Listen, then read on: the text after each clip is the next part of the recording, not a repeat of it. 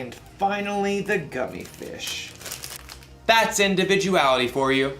Individuality is discovering who you're meant to be so you can make a difference. Here's one thing I've discovered about myself. I have a very special gift. I'm kind of an expert at finding the perfect candy combinations. For instance, everyone knows that chocolate and peanut butter goes well together. But did you know that sour worms and cherry starburst together will make your head spin? But my most favorite combination is the one I'm working on right now. I start with sour candy. Oh, I love it so much. But too much sour can be a bad thing. So, to balance it out, chocolate covered raisins. They take some of the punch out of the sour. And plus, they used to be grapes, so healthy. Then, the gummy fish. Of course, these are key because they stick to your teeth, so you know you'll be tasting them for at least another hour.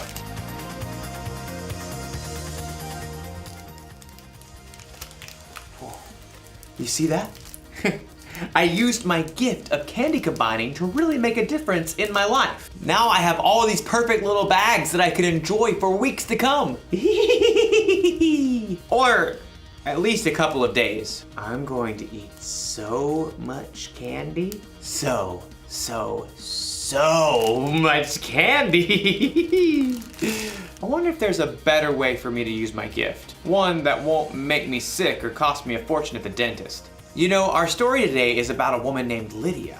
She had a very special gift too, and we're going to learn how she used it. So much candy. I'll see you soon. The Bible. It's 66 books of history, stories, letters, and poetry that fit together to form God's one big story. The epic adventure of how He created us and loves us so much that He made a way to rescue us.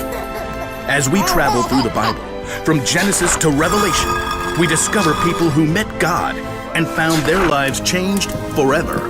Now, for an amazing story, inspired by the book of Acts, chapter 16, verses 13 through 15. Lydia of Thyatira was a remarkable woman. Her city was known for its craftsmen, especially those who made and sold expensive purple dye. Take a look. I use only the finest snail shells. Though most successful people in business were men, Lydia learned the craft of purple dye. And when she traveled to the Roman city of Philippi, she set up a business selling rare, expensive purple cloth. Please note, we have lilac, plum, iris, lavender, and grape fabric laid out. And over here you'll find amethyst, eggplant, and orchid. Lydia had likely been raised to believe in many false gods, but in her heart, she knew there was something more. The Jewish people believe in just one God. What if they're right? The city of Philippi had laws against bringing any unknown religion into the city. But Lydia would meet outside the city gates on the riverbank with a group of women who believed in the one true God. Love the Lord your God with all your heart and with all your soul.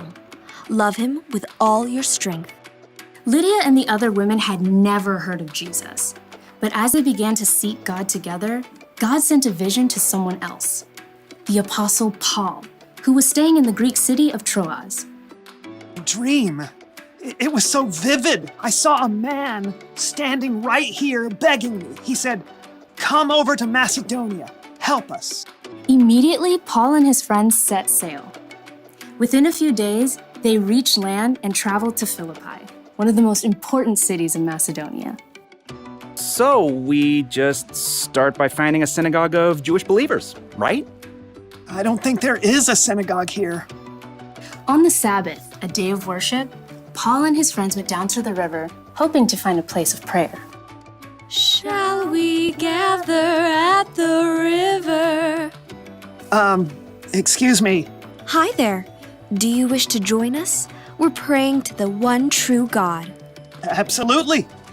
There, by the river, Paul told the story of Jesus and how anyone who chose to follow Jesus could have a relationship with God that lasts forever. But This is amazing. This changes everything. The Lord opened Lydia's heart to believe every word of Paul's message. I wish to be baptized. At once. Not only was Lydia baptized, but she immediately shared the good news with her family and everyone who lived and worked in her home. And they too were baptized. Lydia gathered Paul and his friends. Do you consider me a believer in the Lord? If you do, come and stay at my house. We would be honored. As a successful businesswoman, Lydia's house was likely large and beautiful. We must meet here from now on. Lydia did not hesitate to give everything she had to the believers in the brand new church. And when Paul and Silas were later thrown in prison and then released, they immediately returned to Lydia's home to rest and prepare before they left the city. You must be brave. Of course we will. Don't forget to write. Later, Paul did write a letter to Lydia and others in the church of Philippi, and he remembered his time spent in Lydia's home and the church there with great joy. I thank my God every time I remember you. In all my prayers for all of you, I always pray with joy. I'm happy because you have joined me in spreading the good news. God began a good work in you, and I am sure that he will carry it on until it is completed. In everything she did, Lydia continued to use her gifts to help others.